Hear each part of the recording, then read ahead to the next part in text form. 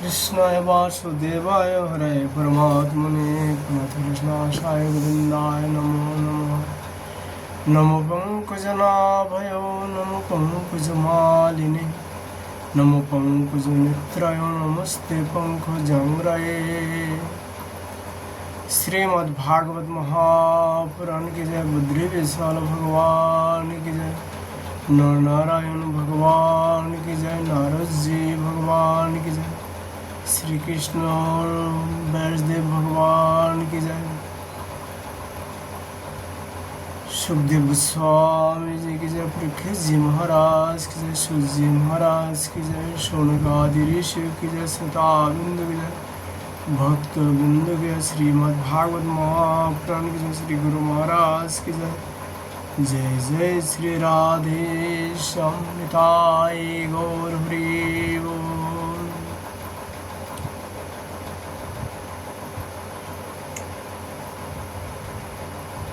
आज यहाँ पर चर्चा का विषय है श्रीमद् भागवत जी का दशम स्कंदो 47 अध्याय उद्धव तथा गोपियों की बातचीत और भ्रमर गीत। श्री शोगोवाच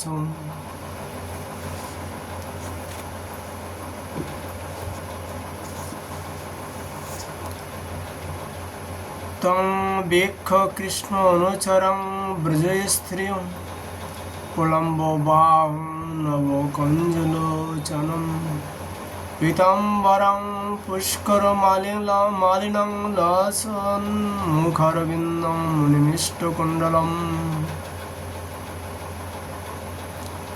श्री सुखदेव गोस्वामी जी राजा परीक्षित से कहा, परीक्षित,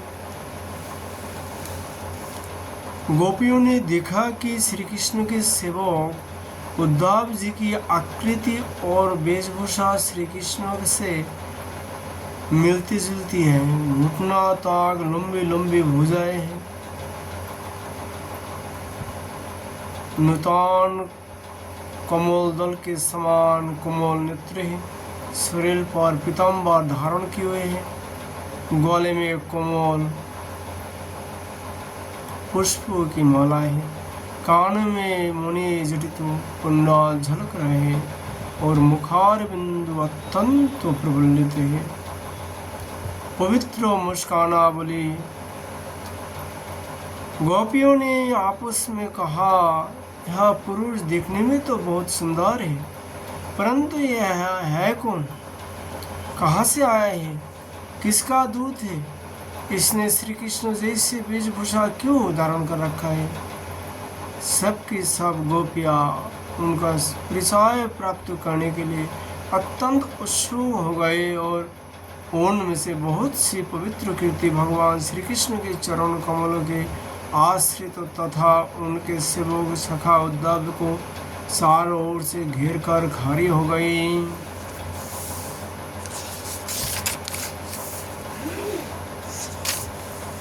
जब उन्हें मालूम हुआ कि ये तो रमा रमन भगवान श्री कृष्ण का संदेश लेकर आए हैं, तो अब उन्होंने विनय से झुककर सलज्ज हास्य सिद्धवान और मधुर वाणी आदि से उद्धव जी का अत्यंत सत्कार किया तथा एकांत में आसन पर बैठाकर वे उनसे इस प्रकार कहने लगी। गोपियों ने कहने लगे, जानी मनस्तं जदुपति पार्षदं समुपागतं भारत प्रेषितं पितृभवान प्रिय चिकित्सया। है उद्धव जी, हम जानते हैं कि आप जदुनाथ के पार्षद हैं। उनके संदेश लेकर यहाँ पधारे हैं। आपके स्वामी ने अपने माता पिता के सुख देने के लिए आपका यहाँ भेजा है। आपको यहाँ भेजा है, अन्यथा हमें तो आप इस नंद गांव में गौ के रहने की जगह में उनके स्मरण करने जो कोई भी वस्तु दिखाई नहीं पड़ती।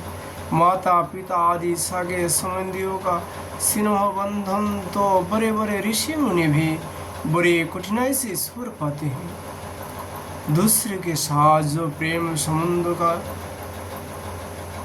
साथ किया जाता है वह तो किसी न किसी स्वार्थ के लिए होता है। मोरों का पुष्प से और पुष्पों का स्त्रियों से वैसे ही स्वार्थों का प्रेम संबंध होता है। जब वेश्या समझती है कि अब मेरे यहाँ आने वाले का धन नहीं है तो अब उसे वह धता बता देते हैं। जब प्रजा देखती है कि यह राजा हमारी रक्षा नहीं कर सकता तो वह उसका साथ छोड़ देती है। अध्ययन समाप्त हो जाने पर कितने शिष्य अपने आचार्य को सेवा करते हैं। यज्ञ की दक्षिणा मिली है, ऋतिज लोग चलते बने। जब वृक्ष पर फल नहीं रहते तो पक्षीगण वहाँ से बिना कुछ सोचे विचार उड़ जाते हैं। भोजन कर लेने के बाद अतिथि लोग ही गृहस्थी की ओर खूब देखते हैं। वन में आग लगी कि पशु भाग खड़ी हुई। चाहे स्त्री के हृदय में कितनी भी अनुराग हो, जार पुरुष अपना काम बनाए लेने के बाद उलट पर भी तो नहीं दिखता।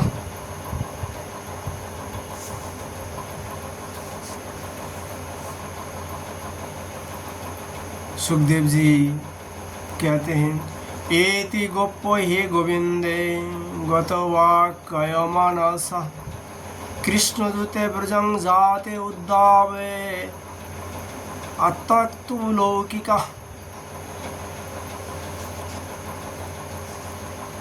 सुखदेव गोस्वामी जी राजा परीक्षित से कहा, परीक्षित, गोपियों के मन, वाणी और शरीर श्री कृष्ण में ही तो लीन थे। जब भगवान श्री कृष्ण की दूत बनकर उद्धव जी ब्रज में आए तो भी उनसे इस प्रकार कहते कहते यह भूल ही गए कि कौन सी बात किस तरह किसके सामने कहनी चाहिए। भगवान श्री कृष्ण ने बचपन से लेकर किशोर अवस्था तक जितने भी लीलाएं की थी उन सब की याद कर करके गोपियां उनका गान करने लगी। वे आत्मविस्मृत होकर स्त्री सुलभ लज्जा को भी भूल गई और फूट फूट कर रोने लगी। एक गोपी को इस प्रकार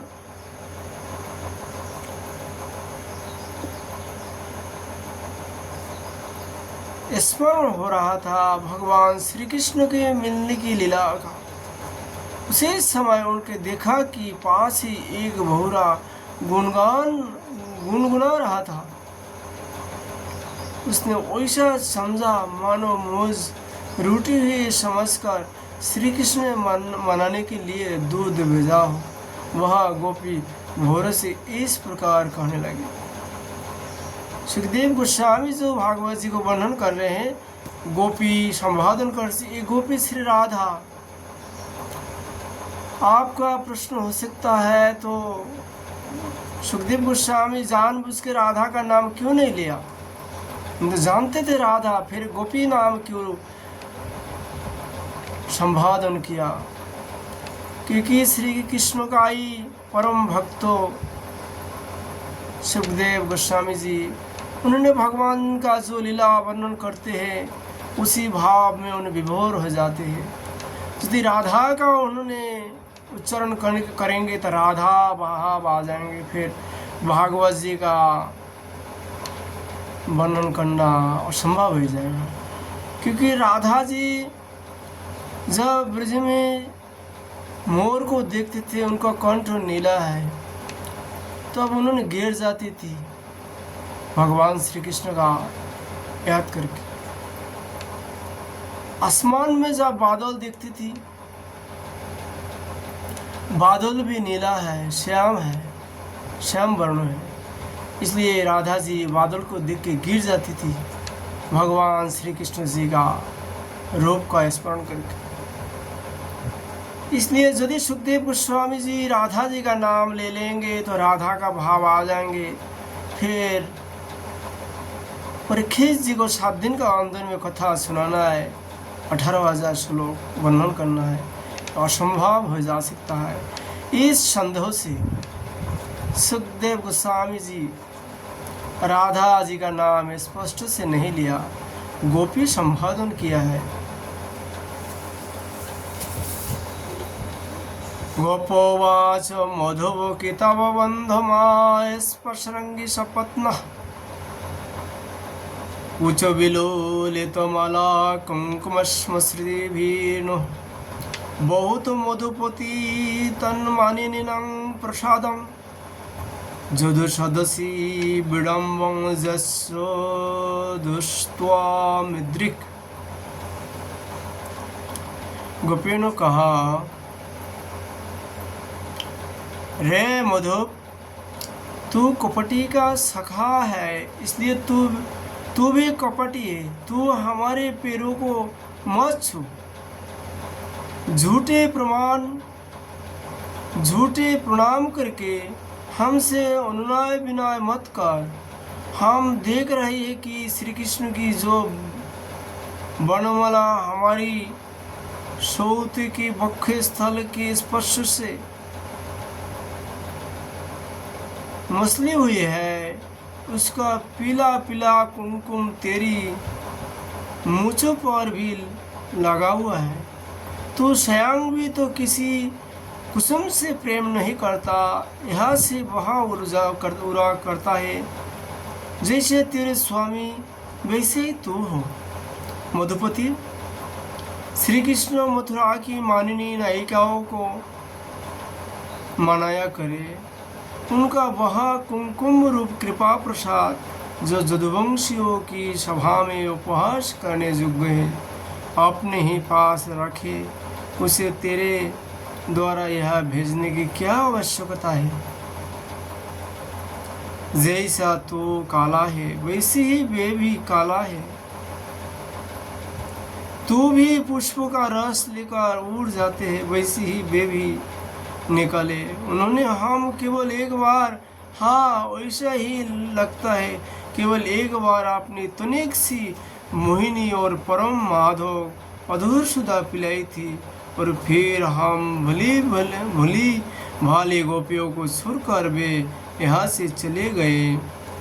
पता नहीं सुकुमारी लक्ष्मी उनके चरण कमलों की सेवा कैसे करती रहती है। अवश्य ही वे सवेले श्री कृष्ण की चिकनी चुपड़ी बातों में आ गई होगी। चित चुरने उनका भी चित्त तो चुराए लिया होगा। अरे भ्रमर, हम वनवासिनी हैं, हमारे तो घर द्वार भी नहीं है। तू हम लोगों के सामने यदुवंशी शिरोमणि भगवान श्री कृष्ण का बहुत सा गुणगान क्यों कर रहे हो? यहाँ सब भला हम लोगों को मनाने के लिए ही तो, परंतु नहीं नहीं, वे हमारे लिए कोई नहीं है। हमारे लिए तो जाने पहचाने बिल्कुल पुराने हैं। तेरी चापलूसी हमारे पास नहीं चलेगी। तो जा, यहाँ से चला जा, और जिनके साथ सदा विजय रहती है उन श्री कृष्ण की मधुपुर वासिनी सखियों के सामने जाकर उनका गुणगान कर।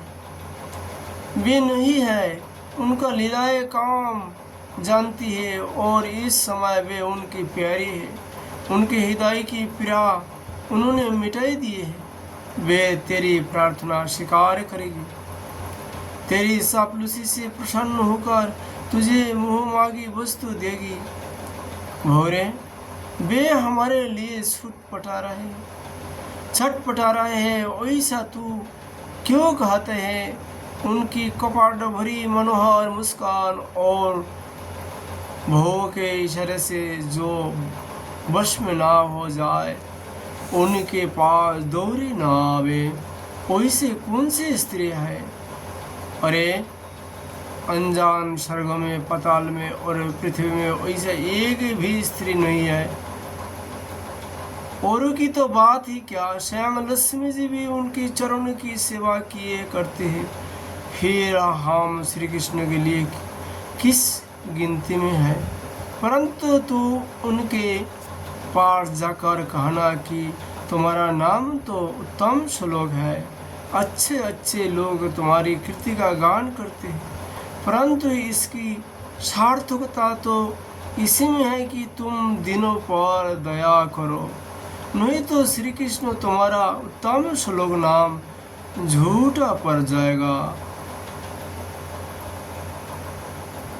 अरे मधुकर, देख तू मेरे पैर पर सिर मत टेक, मैं जानती हूँ तू कि तू अनुनय विनय करने में, क्षमा याचना करने में बड़ा निपुण है। मालूम होता है तो श्री कृष्ण से ही यही सीख कर आया है कि रूठे हुए को मनाने के लिए दूत को संदेश वाहक को कितनी चाटुकारिता करनी चाहिए, परंतु तो समझ ले कि यहाँ तेरी दाल नहीं गलने की। देख, हमने श्री कृष्ण के लिए ही अपने पति पुत्र और दूसरे लोगों को छोड़ दिया, परंतु उनमें तो एक भी कृतज्ञता नहीं। वे वैसे निर्मोही निकाले कि हमें छोड़कर चलते बने। अब तू ही बता, वैसे अकृतज्ञों के साथ हम क्या संधि करें?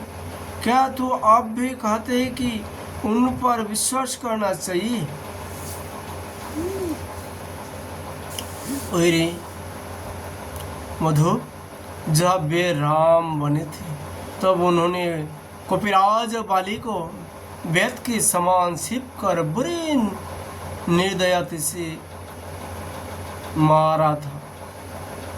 बेचारी शूर्पणखा कामवश उनके पास आई थी, परंतु उन्होंने अपनी स्त्री के वश होकर उस बेचारी के नाक कान काट लिए और इस प्रकार उसे कुरूप कर दिया। ब्राह्मण के घर बामन के रूप में जन्म लेकर उन्होंने क्या किया? बोले ने तो उनकी पूजा की, उनकी मुँह मांगी वस्तु दी और उन्होंने उसकी पूजा ग्रहण करके भी उसे वरुण पास से बात कर पाताल में डाल दिया। ठीक है, वैसी जैसे कौआ बोली शिकार भी बोली देने वाले को अपने अन्य साथियों को साथ मिलकर घेर लेता है और परेशान करता है। अच्छा तो अब जान दे, अच्छा तू अब जाने दे, हमें श्री कृष्ण से क्या किसी भी काली वस्तु के साथ मित्रता से कोई प्रयोजन नहीं है। परंतु यदि तू यह कहे कि जब वैसे ही है तब तुम लोग उनकी चर्चा क्यों करते हो? तो भ्रमर, हम सच कहती हूँ, एक बार जिसे उसका सस्का लग जाता है वह उसे छोड़ नहीं सकता। वैसी दशा में हम चाहने पर भी उनकी चर्चा छोड़ नहीं सकती। श्री कृष्ण की लीला रूप कणा मृत्यु के एक कण का भी जो रसास्वादन कर लेते हैं, उसके राग दी सुख दुख आदि सारे द्वंद्व छूट जाते हैं। यहाँ तक कि बहुत से लोग तो अपने दुखमय दुख से सुनी हुई घर गृहस्थी छोड़कर अकिंचन हो जाती है, अपने पास कुछ भी संग्रह परिग्रह नहीं रखते और पक्षियों की तरह हो चुन चुन कर भीख मांगकर अपना पेट भरते हैं, दिन दुनिया से जाते रहते हैं, फिर भी श्री कृष्ण की लीला कथा छोड़ नहीं पाते। वास्तव में उसका रस, उसका सचका वैसे ही है। यही दशा हमारी हो रही है। जैसे मृगोसार मृगी की पत्नी भोली भाली हिरनिया वेद के सुमधुर गान का विश्वास कर लेती है और उसके जाल में फंसकर मारी जाती है, वैसे ही हम भोली भाली गोपियाँ भी उस लिया कृष्ण की कपाट भरी मीठी मीठी बात में आकर उन्हें सत्यों के समान मान बैठे और उनके नाक स्पर्श से होने वाली काम व्याधि का बार बार अनुभव करती रही। इसलिए श्री कृष्ण के दूध भौरे अब इस विषय में तो और कुछ मत कहो, तुझे कहना है हो तो कोई दूसरी बात कहो।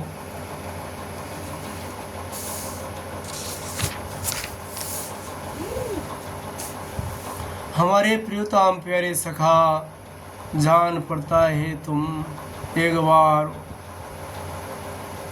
उधार जाकर फिर लौट आए हो। अवश्य ही हमारे प्रियतम मनाने के लिए तुम्हें भेजा होगा।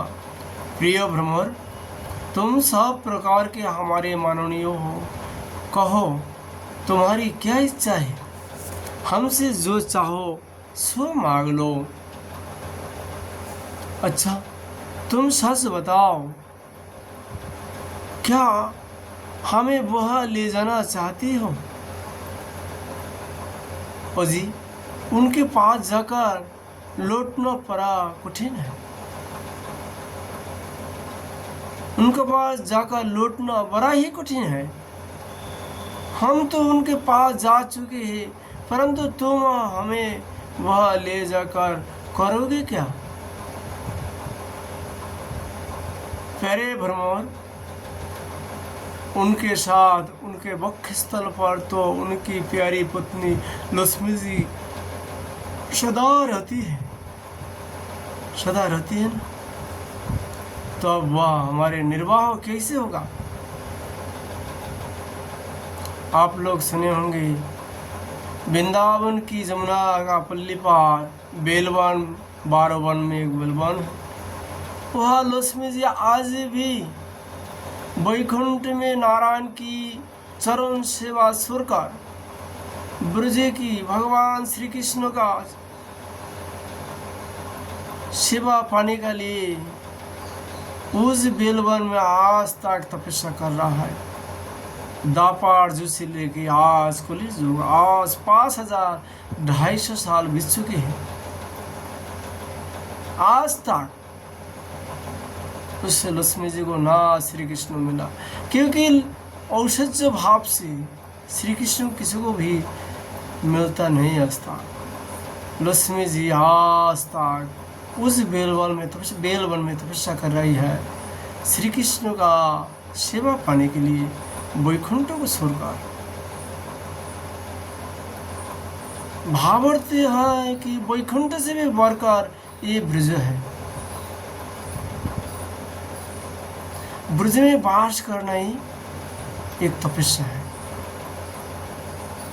वास करना ही ब्रज में यही भजन है। जो लोग निरंतर भगवान का 5 लाख 6 लाख नाम प्रतिदिन जप करेंगे, उनको तो कहना ही क्या है। हमारे ब्रज में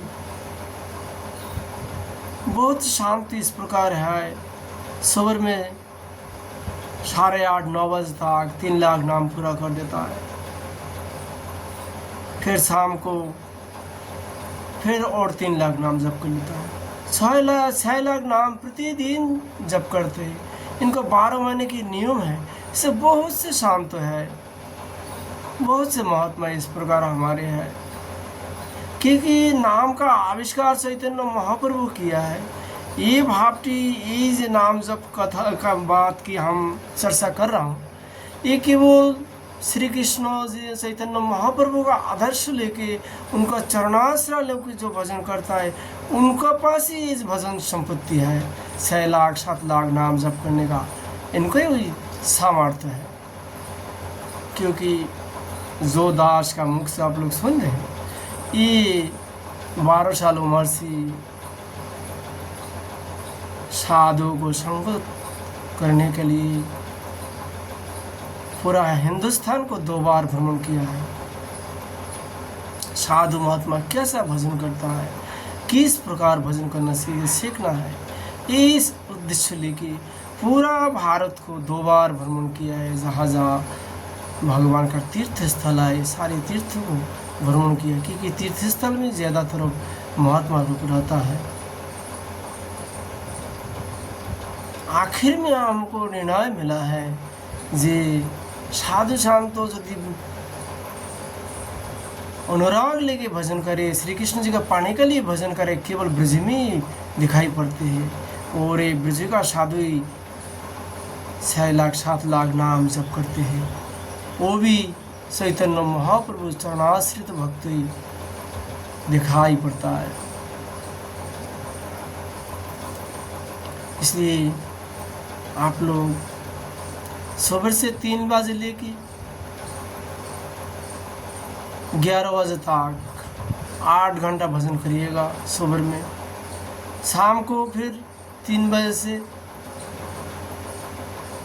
10 बजे तक 7 घंटा 15 घंटा भजन करेंगे, तभी आपको भजन, पहले तो थोड़ा कष्ट होता है भजन करने से, लेकिन पहले आप नाम पाने के लिए प्रयास करेंगे, लेकिन कुछ दिन बाद में नाम आपको पाने के लिए कोशिश करेंगे। आपको प्रयास करने का ज़रूरत नहीं, नाम अपने आप आपको खींच ले जाएगा। आप चुपचाप बैठ नहीं पाएंगे, आपसे नाम अपना आप अपना मुख से रटते चलेंगे।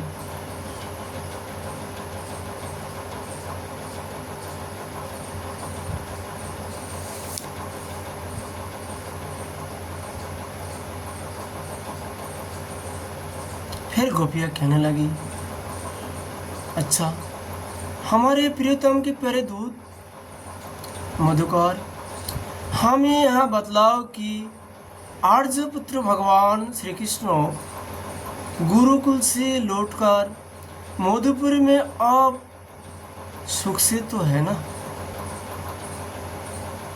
क्या वे कभी नंद बाबा, जशोदा रानी, यह के घर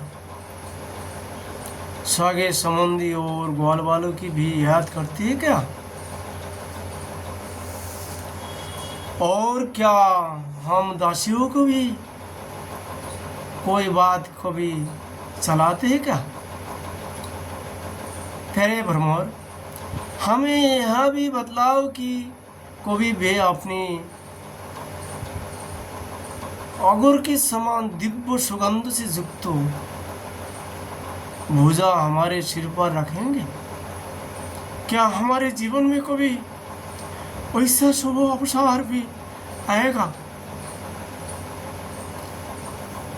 श्री सुखदेव गोस्वामी जी कहते हैं, सुगोवाचम अथोद्धावो निशम्यं कृष्ण दर्शन लालसा सत्यं प्रियो संदासे गोपीरेदम भाषतो।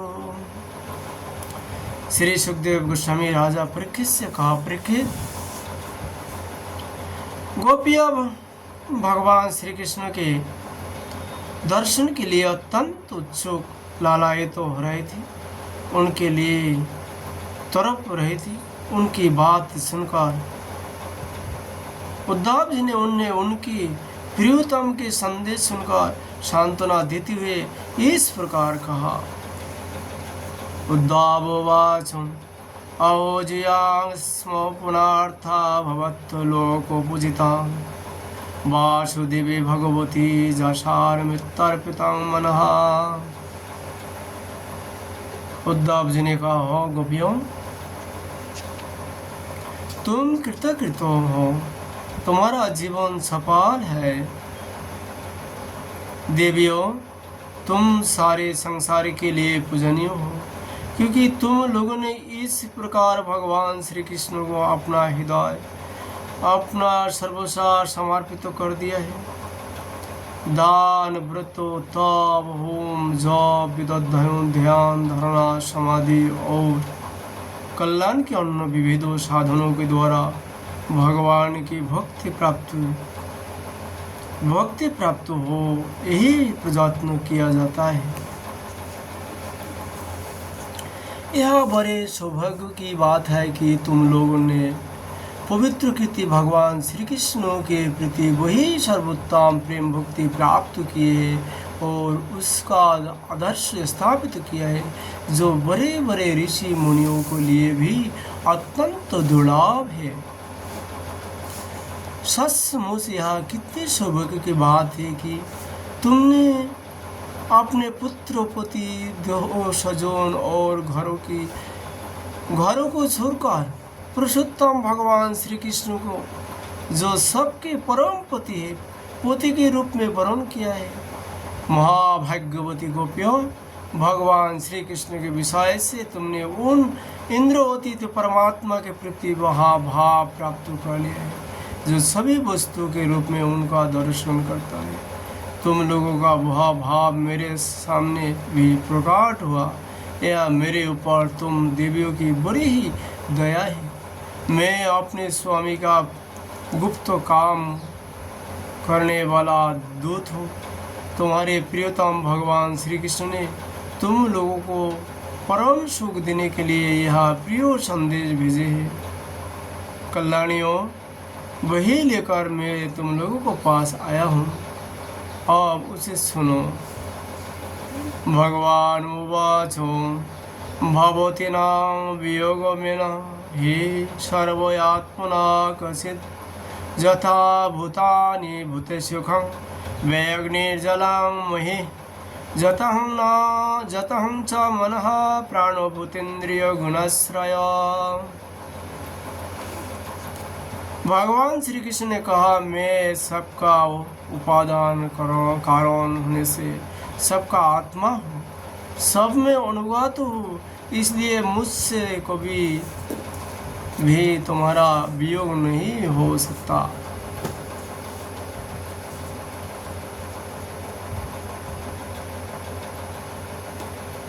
जैसे संसार के सभी भौतिक पदार्थ में आकाश, वायु, अग्नि, जल और पृथ्वी पांचभूत व्याप्त है,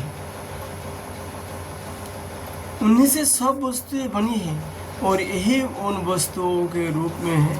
वैसे मैं मन, प्राण, पंचभूत इंद्रियों और उनके विषय का आश्रय हूँ। वे मुझ में है, मैं उनमें हूँ, और सच पूछो तो मैं ही उनके रूप में प्रकट हो रहा हूँ।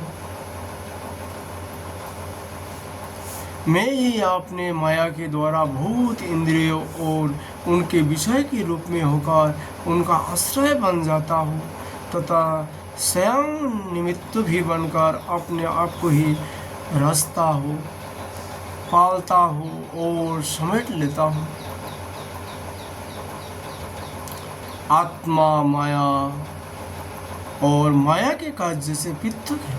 वह विशुद्ध ज्ञान स्वरूप जड़ प्रकृति अनेक जीव तथा अपने ही अभ्यंतर भेदों से रहित सर्वदा शुद्ध है।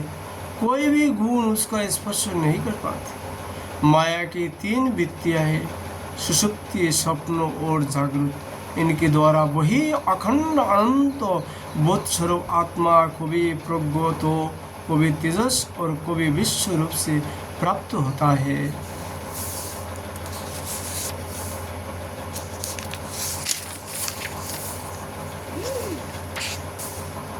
मनुष्य को चाहिए कि वह समझे कि सपने में दिखने वाले पदार्थों के समान ही जागृत अवस्था में इंद्रियों के विषय भी प्राप्त हो रहा है, वे मिथ्या है। इसलिए उन विषय का चिंतन करने वाला मन और इंद्रियों को रोक ले और मानो सोकर उठा हो। उस प्रकार जगत के सपने विषयों को त्याग कर मेरा साक्षात्कार करे। जिस प्रकार सभी नदियाँ घूम फिर कर समुद्र में पहुँचते हैं, उसी प्रकार मनुष्य पुरुषों का वेद अभ्यास, योग साधन, अनात्म विवेक त्याग, तपस्या इंद्रिय संयम और सत्य आदि समस्त धर्म मेरे प्राप्ति में ही समाप्त होते हैं। सबका सच्चा फल है मेरा साक्षात्कार, क्योंकि वे सब मन को निरुद्ध होकर मेरे पास पूछते। ईश्वर का प्राप्ति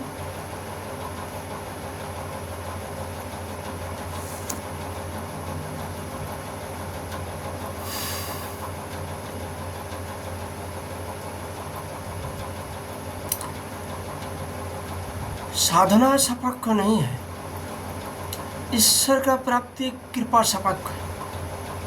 हम भजन करके ईश्वर की प्राप्ति हो ही जाएंगे, ये बात असंभव है। भगवान कृपा करे तो टाइम नहीं लगता है, किसी भी समय कृपा कर सकता है, यह है कृपा सापेक्ष। इसलिए भगवान का कृपा पाने के लिए ही ये भजन किया जाता है।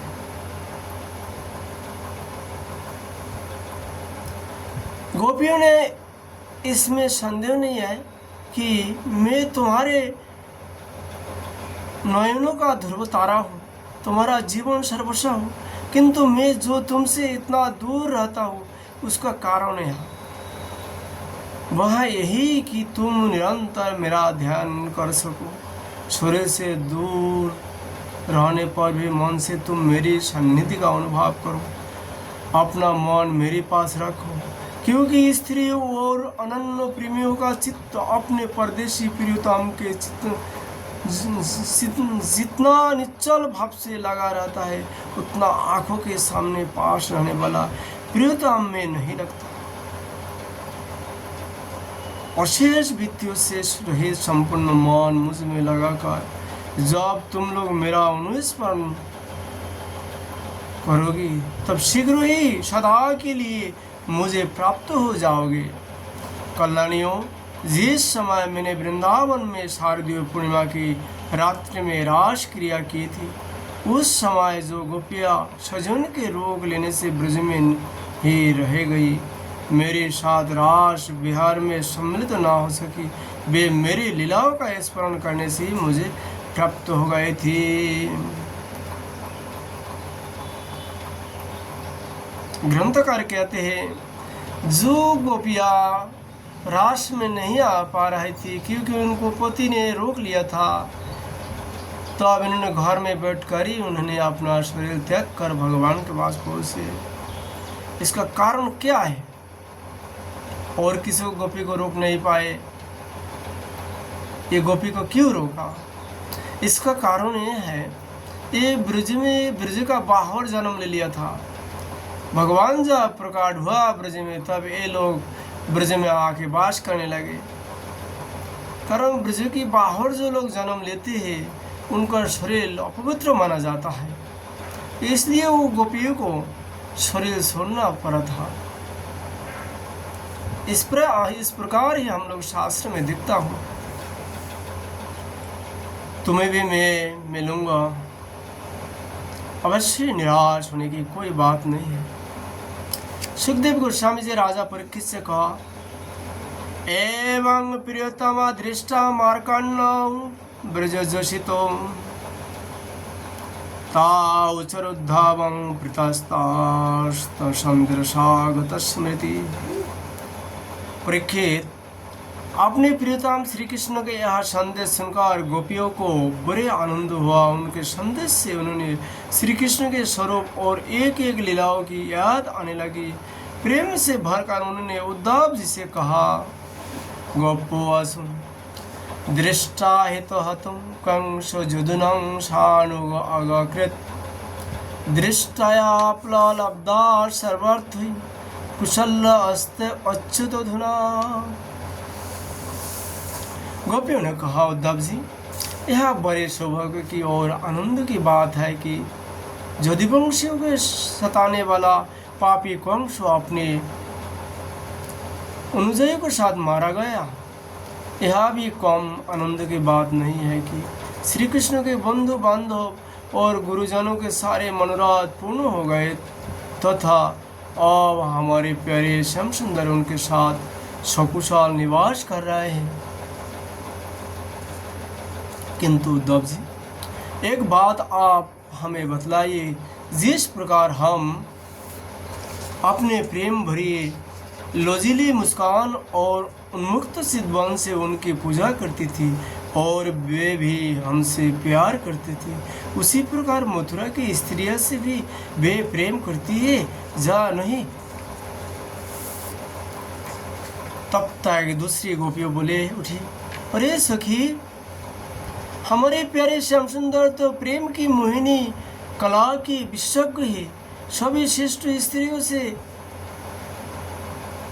प्यार करती है। फिर भला जब नगर की स्त्रियां उनसे मीठी मीठी बातें करेगी और हाव भाव से उनकी ओर देखेगी, तब वे उन पर क्यों न रिझेगी? दूसरी गोपियाँ बोली, साधो, आप यहाँ तो बतलाइए कि जब कभी नारियों की मंडली में कोई बात चलाती है और हमारे प्यारे ससंद रूप से बिना किसी संकोच के जब प्रेम की बात करने लगती है, तब क्या कभी प्रसंगवश हम गवार ग्वालिनों की भी याद करती है? कुछ गोपियों ने कहा, उद्धव जी, क्या कभी श्री कृष्ण उन रात्रियों का स्मरण करती है जब कुमुदिनी तथा कुंद के पुष्प के खिले हुए थे, चारों ओर चांदनी छिटकार रही थी और वृंदावन अत्यंत रमणीय हो रहा था। उन रात्रि में ही उन्होंने रास मंडल बनाकर हम लोगों को साथ नृत्य किया था, किंतु सुंदर थी वह रासलीला। उस समय हम लोग के पैरों के नुपुर रुनझुन बाज रहे थे। हम सब सखिया उनकी सुंदर सुंदर लीलाओं का गान कर रहे थे और वे हमारे साथ नाना प्रकार के विहार कर रहे थे। 300 कोटि गोपी लेके भगवान श्री कृष्ण जी ने 300 कोटि गोपियों लेके वृंदावन में एक ब्रह्मरात्र रास के, एक ब्रह्मरात्र 6 महीना रात्रों को, मनुष्यों का आयु का जो 6 महीना है, 12 महीने में 1 वर्ष है, या 6 महीना तक भगवान एक ब्रह्मरात्र 300 करोड़ गोपी लेके रास किया है।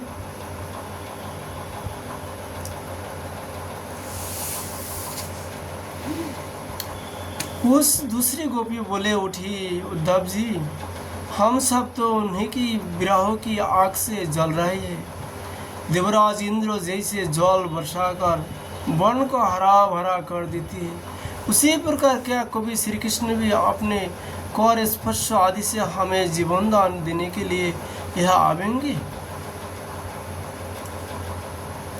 तब तक ये गोपियों ने कहा, और ये सखी, अब तो उन्होंने शत्रु को मारकर राज्य पा लिया है, जिसे देखो वही उनका शहीद बना फिरता है। अब वे बड़े बड़े नरपतियों की कुमारियों से विवाह करेंगे, उनके साथ आनंद पूर्वक रहेंगे, या हम गवारियों के पास क्यों आएंगे? दूसरी गोपियों ने कहा, नहीं सखी, महात्मा श्री कृष्ण तो स्वयं लक्ष्मीपति है, उनकी सारी कामनाएं पूर्ण ही है, वे कृतकृत्य है। हम वनवासियों ग्वालिनी अथवा दूसरी राजकुमारियों से उनका कोई प्रयोजन नहीं है। हम लोगों को बिना उनका कौन सा काम अटक रहा है? देखो, वेश्या होने पर भी पिंगला ने क्या ठीक कहा है, संसार में किसी की आशा न रखना ही सबसे बड़ा सुख है। यह बात हम जानते हैं, फिर भी हम भगवान श्री कृष्ण के लौटने की आशा छोड़ने में असमर्थ हैं। उनकी शुभ आगमन की आशा ही तो हमारे जीवन है। हमारे प्यारे श्याम सुंदर ने जिनकी कृति का गान बड़े बड़े महात्मा करते रहते हैं, हमसे एकांत में जो मीठी मीठी प्रेम की बात की है, उन्हें छोड़ने का, भूलने का उत्सव भी हम कैसे कर सकते हैं? देखो तो, उनकी इच्छा ना होने पर भी स्वयं लक्ष्मी जी उनकी चरण से लिपटी रहती है। एक क्षण के लिए भी उनका अंग संग छोड़कर कहीं नहीं जाती। उद्धव जी, यह वही नदी है जिसमें वे विहार करते थे। यह वही पर्वत है जिनके शिखर पर चढ़कर वे बांसुरी बजाते थे। आप लोग ये बंशी का चिन्ह आप लोग जब शरण पहाड़ी में जाएंगे देखेंगे, आप लोग भगवान जब बंशी बजाते थे पहाड़ का ऊपर खड़ा होकर, तो पहाड़ पिघल गया। आज भी चरण चिन्ह उनको स्पष्ट गवाही दे रहा है। कामा का निकट है ये, कामबन के निकट, जहाँ ग्वालवाल को बंदी करके रखा था एक बमासुर ने। बमासुर गुफा नाम से प्रसिद्ध है कलावटा। ये भी कामा का निकट है। कामा से 2 किलोमीटर दूरी है। नोनेरा रोड जाने का रास्ता का निकट। तो उसके ऊपर भी भगवान श्री कृष्ण बंशी बजाया था बमासुर को मारकर। तो वहाँ भी आप जो देखेंगे कई जगह में चरण चिन्ह है। वहाँ आज भी स्पष्ट रूप से कभी भी आप लोग जाइएगा भगवान का चरण चिन्ह दर्शन करने के लिए बमासुर गुफा, तो उनको ऊपर में, गुफा का ऊपर में बिल्कुल पहाड़ का शिखर में वह छतरी बना हुआ है, किसी भक्त ने बनाई दिया है और स्पष्ट भगवान का चरण चिन्ह विराजमान है आज भी। और नीचे भी कई जगह में है। ये वे ही वन है जिनमें वे रात्रि के समय रासलीला करते थे वे, और ये भी यही गौए है जिनको चराने के लिए वे सुबह शाम हम लोगों को देखते हुए जाते आते थे। और यही ठीक वैसे ही बंशी की तान हमारे कानों में गुजती रहती है, जैसे वे अपने अधूरे की संगत से सिरा करते थे। बलराम जी के साथ श्री कृष्ण ने इन सभी का सेवन किया है। यहाँ का एक एक प्रदेश, एक एक धूलिकण उनके परम सुंदर चरण कमलों से चिन्हित है। उन्हें सब हम देखते हैं, सुनते हैं, दिन भर यही तो करती रहती है। तब तब वे हमारे प्यारे श्याम सुंदर नंदन को हमारे नेत्र के सामने लाकर रख देते हैं। उद्धव जी, हम किसी भी प्रकार मरकर भी उन्हें भूल नहीं सकता। उनकी वह हंसों की सी सुंदर चाल, उन्मुक्त हर्ष, विलासपूर्ण सिद्धवान और मधुमय वाणी, हाँ, उन सब ने हमारा चित्त चुरा लिया है। हमारे मन हमारे बस में नहीं है। अब हम उन्हें भूल तो किस तरह हो, हम उन्हें भूले तो कैसे भूले। हमारे प्यारे श्री कृष्ण, तुम्हें हमारे जीवन के स्वामी, तुम्हें हमारे जीवन के एकमात्र स्वामी हो, सर्वसा हो। प्यारे तुम लक्ष्मीनाथ हो तो क्या हुआ, हमारे लिए तो ब्रजनाथ ही हो।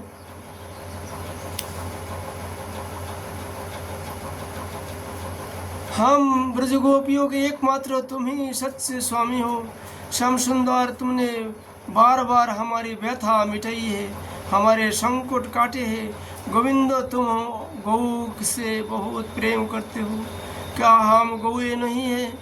तुम्हारा यह सारा गोकुल जिसमें ग्वाल बाल माता पिता गौए और हम गोपिया सब कोई है, दुख के अपार सागर में डूब रहे हैं। तुम इसे बचाओ, आओ हमारे रक्षा करो। सुखदेव गोस्वामी जी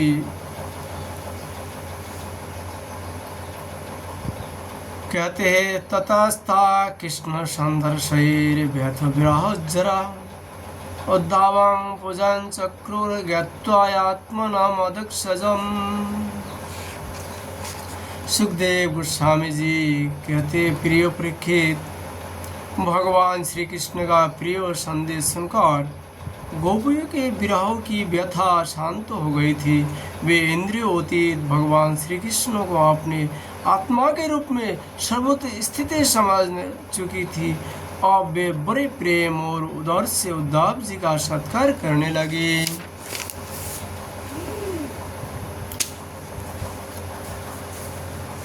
उद्धव जी गोपियों के विरह व्यथा मिटाने के लिए कोई महीने तक वही रहे।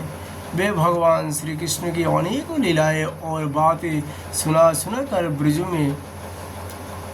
ब्रजवासियों को आनंदित करते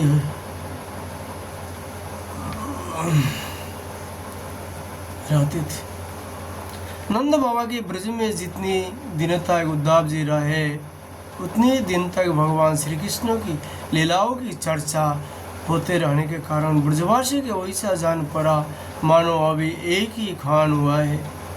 9 महीना तक इस उद्धव जी ब्रज में रहे, लेकिन कृष्ण कथा इतना आनंदित हो गया कि उन्हें सब भूल गए कितना कब आया हूँ, कितना दिन हुआ है।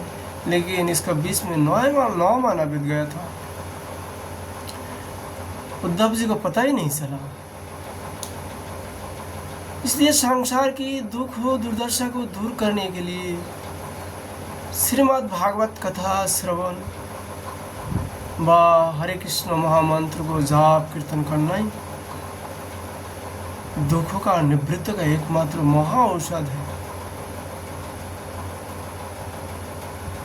जो लोग संसार दुख से बाँचना चाहते हैं वो केवल भगवान श्री कृष्ण जी का दशम स्कंद अवश्य पाठ करें, रोज अध्ययन करें। कम से कम एक अध्याय करना चाहिए। यदि टाइम नहीं है कम से कम एक अध्याय दशम स्कंद से रोजाना अध्ययन करें।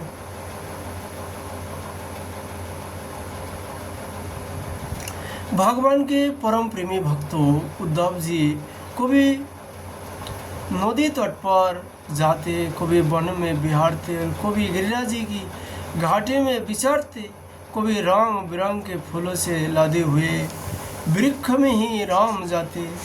और यह भगवान श्री कृष्ण ने कौन सी लीला की है, यह पूछ कर ब्रजवासियों को भगवान श्री कृष्ण और उनकी लीलाओं के स्मरण में तन्मय कर देते। ये वृक्ष आदि ब्रज की सभी देव देवी है। भगवान की लीलाओं का पुष्टि करने के लिए ये लोग वृक्ष रूप धारण करके ब्रज की शोभा बढ़ाया है। उद्धव जी ने ब्रज में रहकर गोपियों की इस प्रकार की प्रेम विकलता तथा और भी बहुत सी प्रेम शिष्टाएं देखी। उनकी इस प्रकार श्री कृष्ण में तन्मयता देखकर वे प्रेम और आनंद से भर गए। अब वे गोपियों को नमस्कार करते हुए इस प्रकार गान करने लगे। इस पृथ्वी पर केवल इन गोपियों का ही शरीर धारण करना श्रेष्ठ एवं सफल है, क्योंकि ये सर्वात्मा भगवान श्री कृष्ण के परम प्रेममय दिव्य महाभाव में स्थित हो गए हैं। प्रेम की यह उसी स्थिति संसार के भय से भी तो मुमुक्ष जनों के लिए नहीं अपितु बड़े बड़े मुनियों, मुक्त पुरुषों तथा हम भक्त जनों के लिए भी अभी वांछनीय है। अर्थात अनेक जन्म तपस्या करने का, अनेक जन्मों घर संसार स्वर्ग के जंगल में जाके भगवान का भजन करने से इस गोपी का भाव प्राप्त होना असंभव है। यही व्यक्त किया है उद्धव जी ने। हम इसकी प्राप्ति नहीं कर सकती। सत्य है जिन्हें भगवान श्री कृष्ण की लीला कथा की रस का चस्का लग गए हैं, उनने कुलीनता की, द्विजती सुचित संस्कार की और बड़े बड़े जागों में दीक्षित होने की क्या आवश्यकता है। अथवा यदि भगवान के कथा का रस नहीं मिला उसमें रुचि नहीं हुआ तो उनकी महाकल्पता बार बार ब्रह्म होने से ही क्या लाभ है।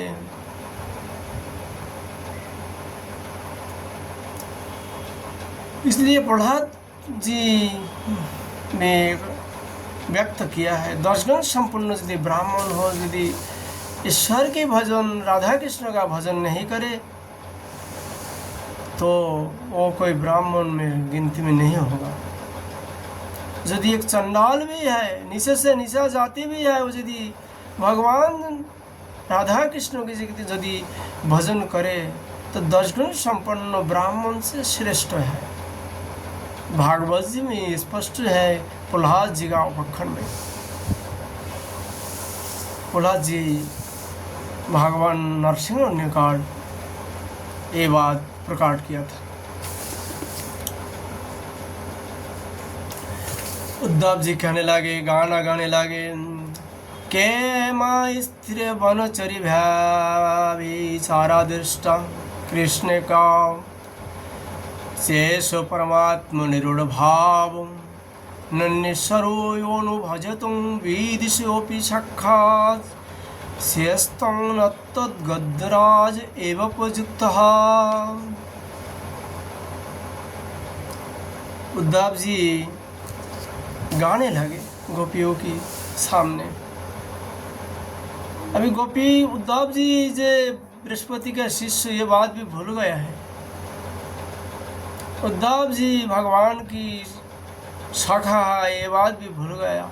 अभी ये प्रेमी भक्त बन गया। अभी गोपियों को बीच में आकर गोपी भाव प्राप्त हुआ और गोपी जिस प्रकार स्त्री सुलभ जो लज्जा भूल गए थे और ये कृष्ण कृष्ण पुकारते थे, अनेक प्रकार लीलाओं का स्मरण करके हजारों करोड़ों लोगों का बीच में लाज लज्जा भूलकर भगवान श्री कृष्ण गुणगान करने लगी थी। उसी प्रकार उद्धव जी इस 300 कोटि गोपियों का बीच में अपने पुरुषत्व भूलकर एक प्रेमी भक्त बनकर गाने लगे। क्या गाने लगे? काहे बंसरी आचर ज्ञान और जाति से हीन गावों की गवार गालिनी और कहा सच्चिदानंद घन भगवान श्री कृष्ण में अनन्य परम प्रेम। अहो धन्य है। इसी से सिद्ध होता है कि कोई भगवान के स्वरूप और रहस्य को ना जानकर भी उनसे प्रेम करे, उनका भजन करे तो भी स्वयं अपनी शक्ति से अपनी कृपा से उनकी परम कल्याण कर देते हैं। और ठीक वैसे ही जैसे कोई अनजान में भी अमृत पी ले तो वह अपनी वस्तु शक्ति से ही पीने वालों को अमोल बनाए देते हैं।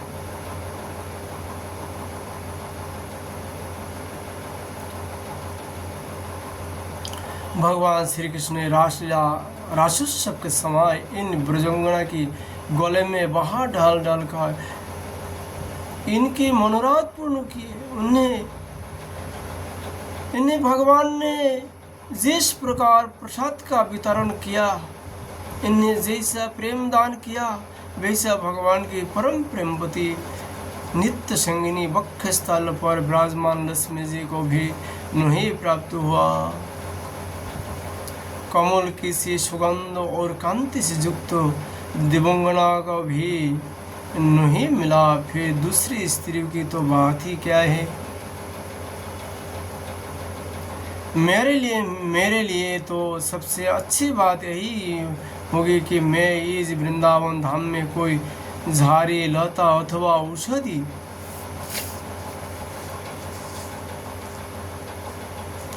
नायां श्रियंग उनीतनंतरते प्रसाद सायुर्षितं नलिनं नलिनो गंधक्तुरु च कुतन्न। रासोत्सवस्य भुज दंड गृहीत कंठं लब्ध शिष्य च उद्गह व्रज वल्लभिनम्। 61 श्लोक फैल उन्होंने प्रार्थना किया है। आशा महो चरण रेणु जुषमं संग वृंदावन किमपि गुलमलौषधीनां जादुस्तजं सजनमार्जपतं साहित्वा मेजुर्मुकुंद पदवीं श्रुतिभिर्विभ्रमगाम्। गुलमोहर होने के लिए प्रार्थना कर रहा है, कह रहा है मेरे लिए तो सबसे अच्छी बात यही होगी कि मैं इस वृंदावन धाम में कोई झाड़ी लता अथवा औषधि जड़ी बूटी ही बन जाऊं। आहा, यदि मैं वैसा बन जाऊंगा तो मुझे इन ब्रजंगनाओं की चरण धूलि निरंतर सेवन करने के लिए मिलती रहेगी। इनकी चरण रज में स्नान करके मैं धन्य हो जाऊंगा, धन्य है। ये गोपिया देखो तो सही, जिनकी छोड़ना अत्यंत कठिन है, उन सजन संबंधियों तथा लोग वेद की आर्य मर्यादा का परित्याग करके उन्होंने भगवान की पदवी, उनकी साथ तन्मय, उनका परम प्रेम प्राप्त कर लिया है। औरों की तो बात ही क्या, भगवत वाणी उनकी निश्वास रूप समस्त श्रुतियाँ उपनिषद भी अब तक भगवान के परम प्रेममय स्वरूप को ढूंढती है, रहती है, प्राप्त नहीं कर पाती। लेकिन ये ब्रज गोपियों को मिल गए थे। वेद भी नहीं जानते ब्रज की लीलाओं को।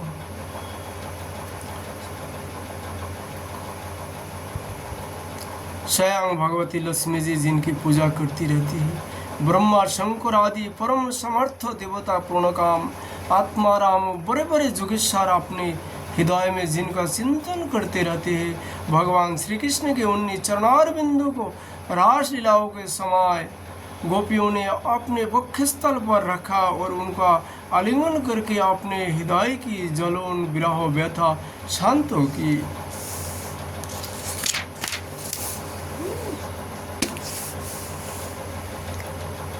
नंद बाबा के ब्रज में रहने वाली गोपांगनाओं की चरण धूलियों को मैं बार बार प्रणाम करता हूँ। उसे सिर पर चढ़ाता हूँ। आहा, इन गोपियों ने भगवान श्री कृष्ण की लीला कथाओं के संबंध में जो कुछ गान किया है वह तीनों लोगों की पवित्र कर रहा है और सदा सर्वदा पवित्र करता रहेगा। उद्धव जी इस प्रकार गाना गाए। सुखदेव गोस्वामी जी कहते हैं, अथो गोपीरुनुगप्पं जशदनं नंदमेव च गोपानमन्त्रयं दार्शहो जशन्नारुरुहे रथम। सुखदेव गोस्वामी जी कहते हैं, परीक्षित, इस प्रकार कोई महीने तक ब्रज में रहकर उद्धव जी ने अब मथुरा जाने के लिए गोपियों से नंद बाबा और जशोदा मैया से आज्ञा प्राप्त की। ग्वाल वालों से विदा लेकर वहां से यात्रा करने के लिए वे रथ पर सवार हुए। जब उनका रथ ब्रज से बाहर निकला तब नंद बाबा आदि गोपगण बहुत सी भेंट की सामग्री लेकर उनको पास आए और आंखों में आंसू भरकर उन्होंने बड़ा प्रेम से कहा, उद्धव जी, अब हम यही चाहते हैं कि हमारा मन की एक एक वृत्ति, एक एक संकल्प श्री कृष्ण के चरणों कमल के ही आश्रित रहे, उन्हीं की सेवा के लिए उठे और उन्हीं में लगी भी रहे। हमारे वाणी नित्य निरंतर उन्हीं के नामों का उच्चारण करती रहे और शरीर उन्हीं को प्रणाम करते रहे, उन्हीं की आज्ञा पालन और सेवा में लगा रहे। उद्धव जी, हम सच कहते हैं, हमें मुख्यों की इच्छा बिल्कुल नहीं है। हम भगवान की इच्छा से अपने कर्म के अनुसार चाहे जिस जन्म में जन्म ले वह शुभ आचरण करे, दान करे, उसका फल यही पावे कि हमारे अपने ईश्वर श्री कृष्ण में हमारी प्रीति उत्तर उत्तर बढ़ती रहे। प्रिय परीक्षित, नंद बाबा आदि गोप ने इस प्रकार श्री कृष्ण भक्ति के द्वारा उद्धव जी का सम्मान किया। अब वे भगवान श्री कृष्ण के द्वारा सुरक्षित मथुरापुर में लौट आए। वहां पहुंचकर उन्होंने भगवान श्री कृष्ण को प्रणाम किया। उन्होंने देखा था, कहा, सुनाया। उन्होंने जो कुछ ब्रज में देखा भगवान श्री कृष्ण के निकट सारी वृत्तांत विस्तार से वर्णन किया। इसके बाद नंद बाबा ने जो कुछ भेड़ भेजा था